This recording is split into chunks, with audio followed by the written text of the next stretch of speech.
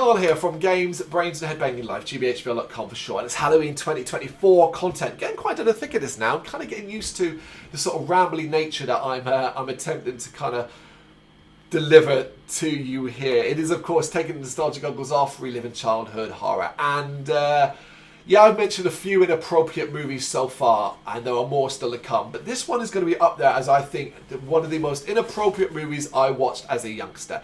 It is Hellraiser, a movie I do not recommend any child, and certainly not myself, having watched it when I was a child, any child watch, not just because of the egregious content, but because what makes it special will be lost, I think. And that's not to disparage kids. Their kids are super goddamn clever. Really clever and can certainly deal with heady and heavy themes. But Hellraiser is wide in imagination, huge in scope. It has so much going on that I don't think a lot of that can be appreciated until you watch it as an adult. And of course, as I said, it's so really appropriate. And we're not just talking the level of violence and gore that exists in this. We are talking about the level of sexual content, either implied or seen. I'm not sure, but I would say this has got to be up there as one of the earliest films I ever saw that where I saw a couple, like a couple, a man and a woman, whatever, having sex, not making love. Now, I know that distinction might sound a bit odd to some people, but there is a distinction, particularly in movie terms, you know, love making, let's make love, all that nonsense, or having sex. Julia and Frank, they are banging. That is having sex. And as a kid, that was well baffling to me. Now as an adult, I'm just like outstanding, like shot, and particularly it's important because I'm not a big fan of sex scenes in movies just for the sake of having sex in it and to give it an age rating. Particularly horror was egregious for that in the 80s. Here's some boobs and stuff like that, just so you could say it was part and parcel of what the film did. But when it fit like this, it mattered. It fit because it's Julia fantasizing about this man who is everything Larry wasn't. Everything, you know, and that lust she has for him, that desire is what helps bring him back, and that desire and lust, you know, causes the chain of events that happen in this incredible film. I've already said it, so it should come as no surprise, hopefully to you. I absolutely adore this film. It is still one of the most incredible horror movies ever made. I don't want to use the term best, because what I look for in horror, this doesn't necessarily deliver. But as far as like epitomizing the word horror, I think that's where it comes from. That's what makes this special.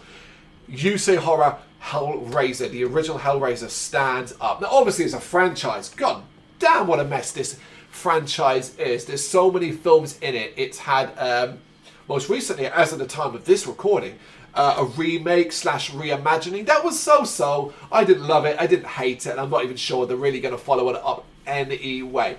But I've seen every Hellraiser film, and it is a mixed bag. Pretty much all downhill. No, up and down. Downhill from number 3.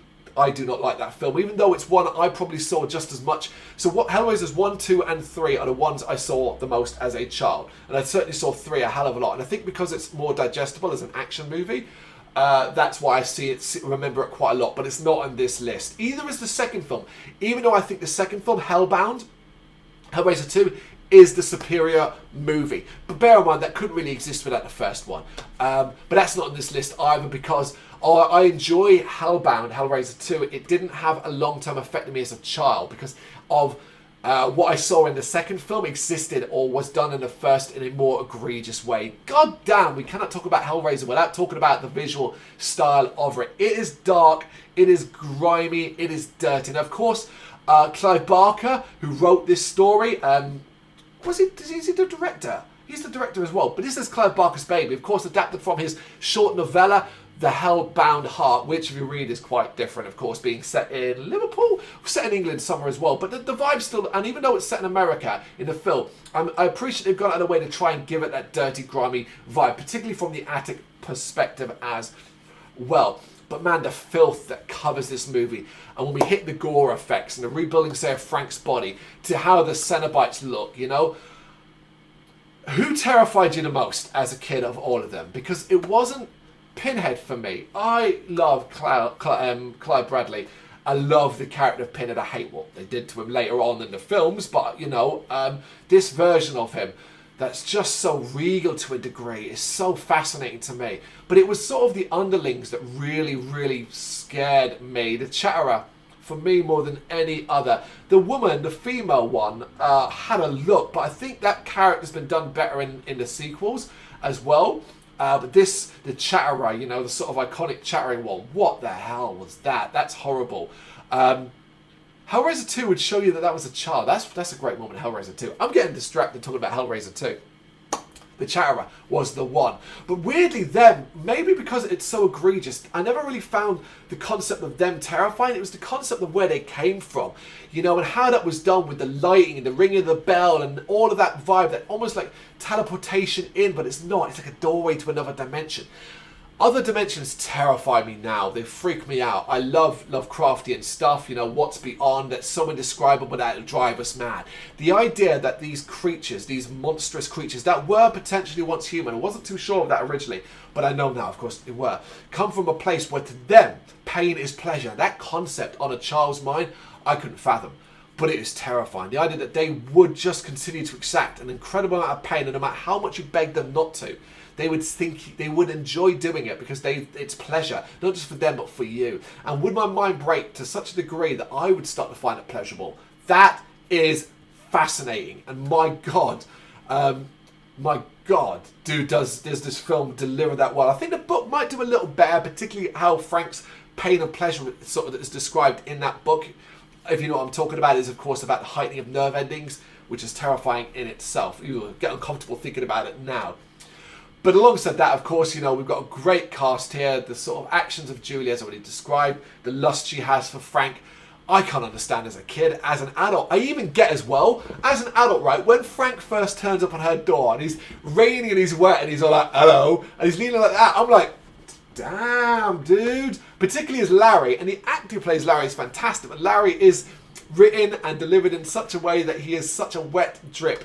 You can totally understand Julia, who never really wanted to become this boring housewife, could see someone like Frank, who immediately wants to kind of like this is the character he is, so it's not going to take much to kind of like draw her in. She's drawn in, he's drawn to her. It is fascinating stuff. I love the aspect of this film, and it's something I could never appreciate as a kid. I just don't think this is a film any child should watch. And I know not just because of the age rating and all that, but because of all the nuances behind it can't be understood. I didn't. But what I was seeing stood out. The scene where Frank's decomposing corpse kind of lifts its head early on and sort of screams sticks with me. Weirdly, character and the stuff around Kirsty doesn't as much, which I find really odd. I think maybe because I kind of associate her more with the sequel than this particular film. And this she feels like more like a bystander. I do like the scene where she kind of gets in the attic and how she tricks Larry and Julia as well. But that's just storytelling more than anything else. Yeah, she doesn't really, I think it is more the sequel for her. She feels like more of a bystander who's kind of rolling away with things. It's Frank. It's Julia. Those are the two of this film. It's the Cenobites, but it's how it looks and how it sounds and how it plays out that fucked me up as a kid, left those scars to the point where now I find it fascinating.